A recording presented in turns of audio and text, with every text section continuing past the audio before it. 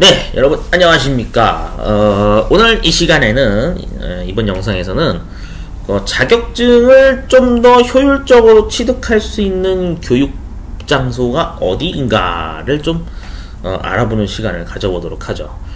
뭐 잘 알고 계시는 분들은 이미 벌써 이 학교에 다니고 계신 분들도 많고, 네, 뭐 잘 아직 모르시는 분들도 있을 수 있는데, 우리가 이제 보통 그 폴리텍 대학, 이 폴리텍 대학교라는 걸 많이 얘기를 하죠. 자, 폴리텍 대학교가 뭐 하는 곳인지에 대해서 한번 검색을 해서 우리가 한번 알아보도록 하겠습니다.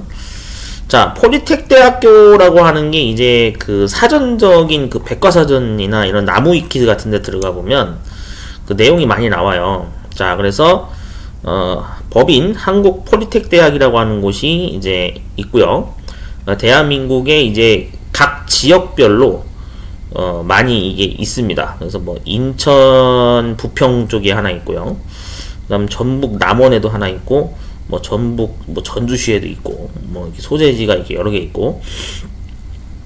그래서 이거는 이제 고용노동부에서 그 주 관리하는 기관인데, 이 폴리텍 대학이 이제 98년도에 생긴 걸로 지금 나오고 있죠. 여기 지금 이렇게 백화점 사이트 들어가면 자세히 나옵니다. 자, 그래서 우리가 이 폴리텍 대학이라고 하는 것이 그러면은 어떻게 해서 생긴 거냐를 당연히 봐야겠죠. 네. 자, 한번 보도록 하겠습니다. 자, 폴리텍 대학은 이제 그 우리가 고용노동부 산하에 있는 기능대학이다. 그래서 전국에 8개의 대학교, 그 다음에 34개의 캠퍼스가 존재한다. 그래서 이제 여기서 우리가 이제 종합기술전문대학이라는 뜻으로 뭐 의미를 담고 있는데, 본래 이제 2006년 3월 종래의 기능대학과 직업전문학교를 통합해서 설립이 됐고요. 크게 3가지 교육과정이 있죠. 그래서 산업학사, 그 다음에 학위전공심화과정, 공학사라고 하죠. 네. 직업훈련과정이 있습니다. 그래서 이 직업훈련과정은 이제 교육기간이 1년 이내로 보통 이제 정해져 있는데, 기능사나 기능장 과정이 존재하고, 이거는 이제 학위가 인정되지 않아요. 네, 그래서 직업훈련 과정이 이걸 좀 눈여겨보셔야 돼요. 학위가 인정되지는 않지만 그래도 중요한 건 뭐냐면 기능사를 교육을 시킨다라는 게 핵심이죠.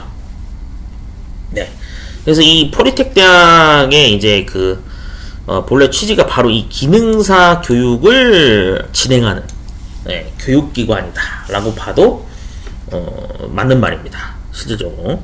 네, 그래서 이 이제 설립 취지가 바로 이런 것 때문에 이제 많이 유명해진 바가 있습니다. 그래서 학과들이 대부분 산업기술에 이제 초점을 맞춰져 있고요. 그래서 그 설립 배경이 이런 만큼 이제 대학으로서의 역할보다 주로 직업훈련소의 성격이 강하다라고 이렇게 설명이 되어 있습니다. 이제 보통 1년 과정의 경우에는 말 그대로 그 졸업장이 필요한 게 아니고요. 이런 사람들은 여기에 기능사 자격증을 이제 취득하려고 다니는 교육생이라고 보시면 됩니다. 예, 그래서 말 그대로 정말 그 수강 일정이 뭐 빡빡하게 이렇게 돼 있다라고 이렇게 알려져 있는데, 예, 그래서 그 굉장히, 예, 거의 뭐 자격증 취득을 하기 위한 말 그대로 기능사 교육 장소라고, 집합소라고 보시면 될 것 같아요. 한마디로 얘기하면. 그래서 그 여기가 여러분들 그 아셔야 되는 게 굉장히 다양한 과정을 하고 있어요. 제가 얼핏 뭐 알기로는 기능사 과정에서는 특히 그 이제 그런 게 있어요. 좀 볼게요. 여기 여기 각 지역별로 캠퍼스 어디 있는지 다 나와 있어요. 네, 인천에도 한 2군데가 있네요. 그 폴리텍 대학교 다니시면서 뭐 용접 기능사를 취득하신 분들도 있는 걸로 알고 있고, 그 다음에 뭐 에너지 관리 기능사인가? 이런 거 준비하시는 분들도 있는 걸로 알고 있어요. 제일 많이 준비하는 게 당연히 이거겠죠. 전기 기능사. 네, 많이 준비할 겁니다. 뭐 기타 등등 하여튼 기능사 웬만한, 예, 거의 뭐 유명하다고 알려진 종목들은 다 다 교육을 하는 걸로 알고 있습니다.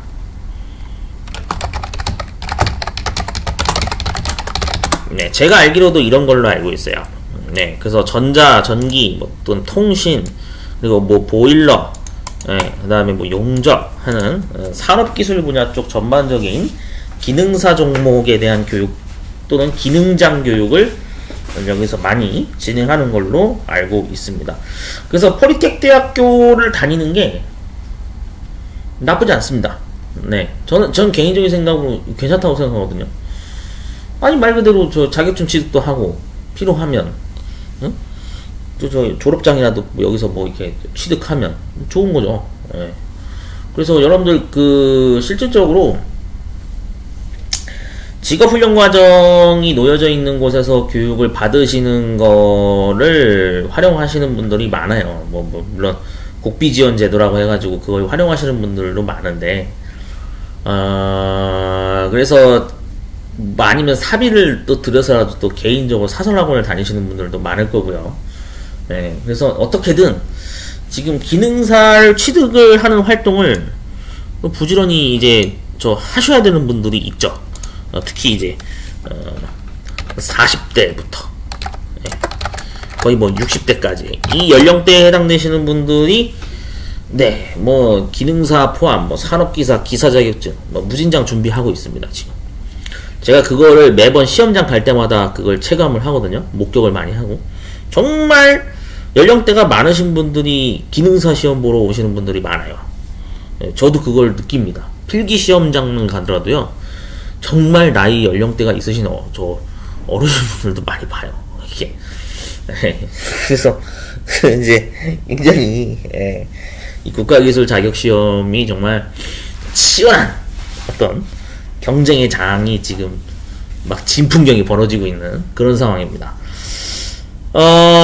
이 기능사를 준비를 앞으로 더 많이 해야 되는 상황이 찾아올 것 같아요. 왜 그러냐면 최근에도 뉴스에 떴던 게 뭐 요즘 한참 희망퇴직, 뭐 구조조정 이런 말이 많이 나오잖아요.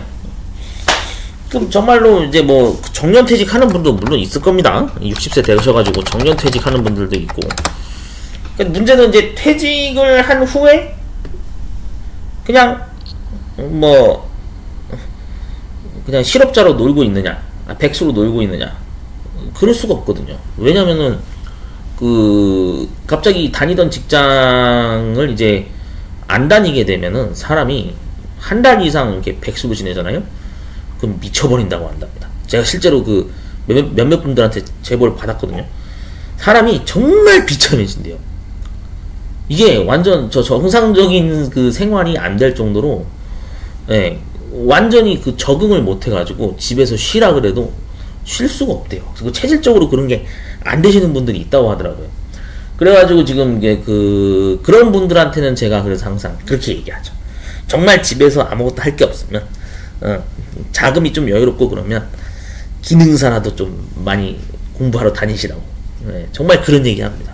근데 그게 정말 도움이 되거든요. 왜냐면은 아무것도 안 하는 것보다 자격증 취득 준비도 하면서 뭔가 이런 걸로 좀 노후를 좀 대비할 수 있는 그런 수단을 이제는 갖춰야지만 그런 시대가 이제 돼버린 거죠. 네, 그래서 평생 직장이라는 개념이 사라졌죠. 네, 뭐 대기업이라고 하는 데는 40대에 다 내쫓아버리고, 뭐 하다못해 일반 기업들이나 뭐 관공서 공공기관에서도 나이 60대면은 나가야 되잖아요. 그러면은 뭔 일을 해야 되지? 이런 고민을 하시는 분들이 많이 있기 때문에 사실 비단 이거는 40대에서 60대 분들만 해당되는 게 아닙니다. 지금 현재 중학교, 고등학교를 다니고 있는 분들 중에도 학교 재학 중인 청소년 분들도 미래에 대한 어떤 진로 고민을 하고 계신 분들이 굉장히 많거든요. 그러다 보니까 내가 뭘 해야 될까를 진로에 대한 고민을 향후 하고 계신다면은 무조건 일단 기능사부터 준비하고 보자 이렇게 출발하시면 돼요. 어떤 종목이건 상관없어요. 뭐 용접이 됐건 전기가 됐건 통신이 됐건 뭐가 됐던지 간에 일단 자격증을 한번 해보자 그렇게 접근하시면 내가 이제 앞으로 뭔 일을 해야 될지를 아마 답을 좀 더 수월하게 찾을 수 있지 않을까, 저는 그런 생각이 듭니다. 그래서 이게 며칠 전에도 저기 댓글이 하나 달렸어요. 뭐 그 물류 관련해서 뭐 일하시는 분이라고 하는데, 이 저 사무자동화 산업기사를 좀 준비를 저도 이거 해야 되는 게 맞을까요? 라고 이렇게 질문하시는 분이 있으셨는데, 제가 그래서 거기다 댓글을 달았습니다. 무조건 준비하시라고. 당장에는 내가 필요하지 않는다고 느낄지언정 향후 시간이 더 지났을 때 언젠가는 그 자격증을 써먹을 일이 있다. 이직을 할 때도 써먹을 수도 있고, 자격증은 뭔가 재취업을 할 때도 충분히 활용이 가능하고 다양한 용도로 활용이 가능하니까 꼭 자격증을 준비하셔라 라고 제가 답을 달았죠. 그러니까 앞으로 이런 문의가 많이 올 것 같아요. 지금 제 스마트폰으로도 카카오톡이나 이런 걸로도 문의가 많이 와요. 굉장히 많이 오고 있어요. 근데 문의는 오는데 정작 학원에서 방문해서 교육을 받으시는 분은 없어요. 지금 학원이 거의 2달째 지금 수강생이 없어서 2달째 사업소득이 거의 빵원입니다. 빵원. 다들 저 집에서 지갑 사정이 좋지 않으신 분들이 많다 보니까 요즘에 하도 경기가 안 좋아서 학원 다닐 엄두를 못 내시는 분들이 많습니다. 그러니까 오죽하면은 입시학원도 학원생이 없다 그러잖아요, 지금. 하물며. 근데 자격증 교육하는 이런 사설 학원도 수강생이 없어요. 수업 문의 오시는 분들이 그냥 다 궁금한 사항을 그냥 온라인 상으로만 그냥 그 메신저로 이렇게 질문을 하시거나 제가 답변해드리는 방식이지, 2달째 수강생이 한 명도 없습니다. 저도 좀 사업장이 위태롭긴 한데, 진짜 일하는 저 공장 가서 생산직 공장이라도 어디 일자리 알아봐야 될 것 같아요. 학원에 이 수입이 안 좋기 시작하면 제가 문제 복원을 또 할 수가 없습니다. 왜냐면은 뭐 나중에 여기 사업장 인터넷 끊기고 뭐 전기 끊기고 소득이 없으니까 뭐 어떻게든 소득을 또 만회하려고 저도 투잡을 해야겠죠. 제 개인 사업장 운영 겸 뭔가 밥벌이를 하는 수단을 찾아야 되는데, 그래서 저는 사실 한 달에 수강생이 한두 명만 와도 되거든요. 근데 그 한두 명이 오질 않아요. 한두 분 정도가 오질 않습니다. 저도 지금 굉장히 제 학원 사업장이 위태위태합니다. 그래서 이번 남은 기간 또 한 달 더 지켜보고, 만약에 수강생이 정말 없다 그러면 뭐 어쩔 수 없죠. 문제 정보처리 기능사나 정보처리 산업기사는 다른 출판사나 다른 그 유튜버분의 그 강의 영상을 참고하셔서 앞으로 시청하시면 될 것 같습니다. 앞으로 문제 복원 작업을 못할 수도 있어요. 왜냐? 밥벌이 해야 되니까. 그렇게 되면 이 학원 운영이 좀 위태롭기 때문에 많은 분들이 그런 배경이 있다는 것을 좀 알고 이해를 해주셨으면 좋겠습니다. 자, 아무튼 뭐 저만 힘든 게 아니라 다들 힘드니까요. 파이팅 하시고요. 이럴 때일수록 또 밝은 미소를 띠며 항상 인생을 밝게 지내야죠. 힘들수록. 그래야 좀 힘이 나서 나지 않겠습니까? 파이팅 하시고요. 자격증 준비 생각이 있으신 분들은 빨리빨리 주변에 가까운 학원이라도 꼭 방문하셔서 돈이 좀 많이 깨지더라도 자격증 준비를 하는 거에 돈을 여러분 아끼지 마십시오. 그거 아낀다고 해서 절대 뭐 나한테 뭐 득이 되거나 그러지 않습니다. 그래서 많이 자격증 공부하는 것만큼은 좀 여러분들이 좀 큼직큼직하게 돈을 쓰셨으면 좋겠습니다.